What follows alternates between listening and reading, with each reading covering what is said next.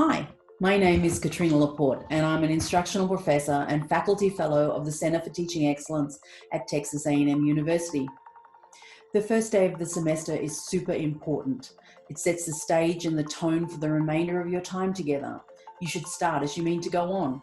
Before class starts, send the syllabus, links to books and resources, and instructions to whatever technology you want them to use. Tell the students what they need to know to be successful in the class. Do they need stable internet access? How to use Zoom and the LMS?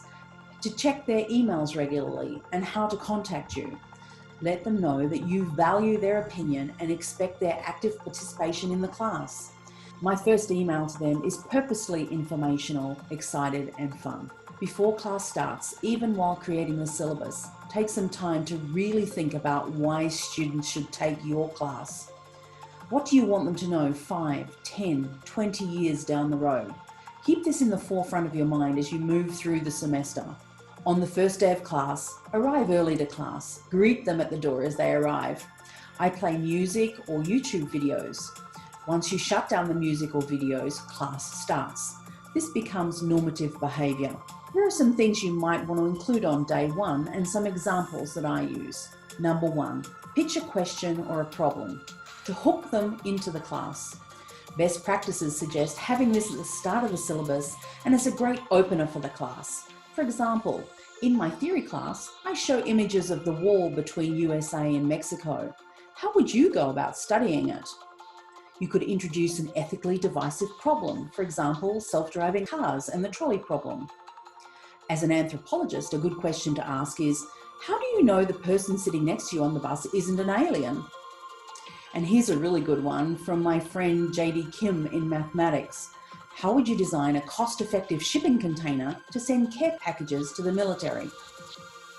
Number 2, instructor introduction. Talk about why you love this class and are excited to teach it. Explain your teaching philosophy. Give a little bit about yourself, but don't make it a me fest. Number 3, student name tense. Make and use name tense. This is supported by some wonderful research by Sarah Brownell.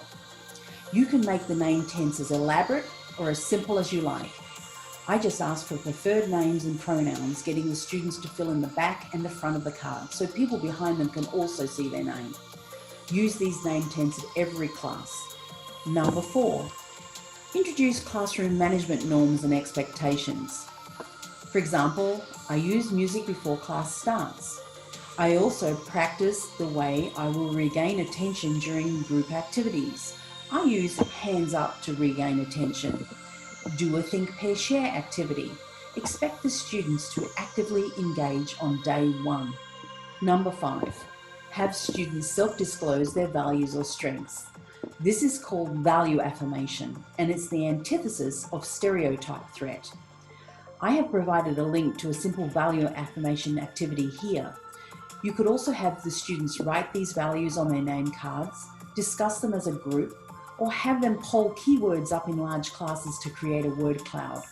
This small, simple intervention can have lasting and positive effects on the students.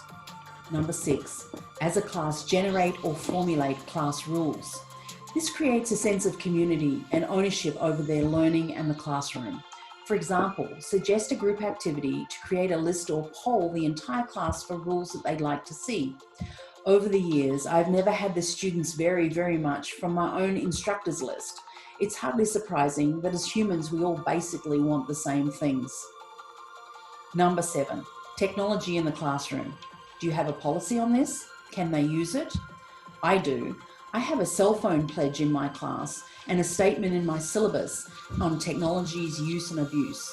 State this up front and reinforce it throughout the semester. Number 8, syllabus review. I used to do a syllabus treasure hunt on the first day of class, and I still had students who didn't read the syllabus and later in the semester asked redundant questions. Now I do a stump the chump activity. Divide the class into groups of 5 or 6 students. Each group creates a list of 8 questions about the syllabus. Those question sheets are used as a carousel activity where another group has to answer the questions. I only answer the questions that can't be answered. I have no syllabus related questions anymore. Number 9, Finish off day one with a getting to know you activity.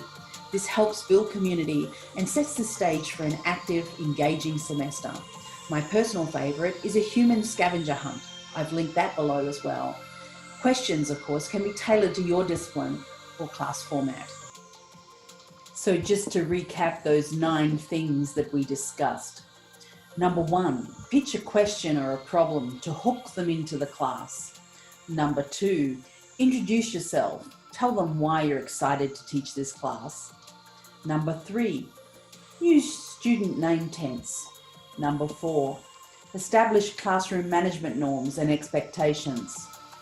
Number 5, give the students an opportunity to discuss their strengths and values.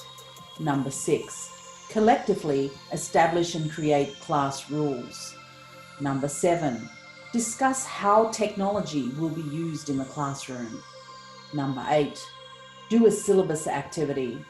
And finally, number 9, finish up with a getting to know your peers activity. I hope you found some really useful tips on making your day one super successful.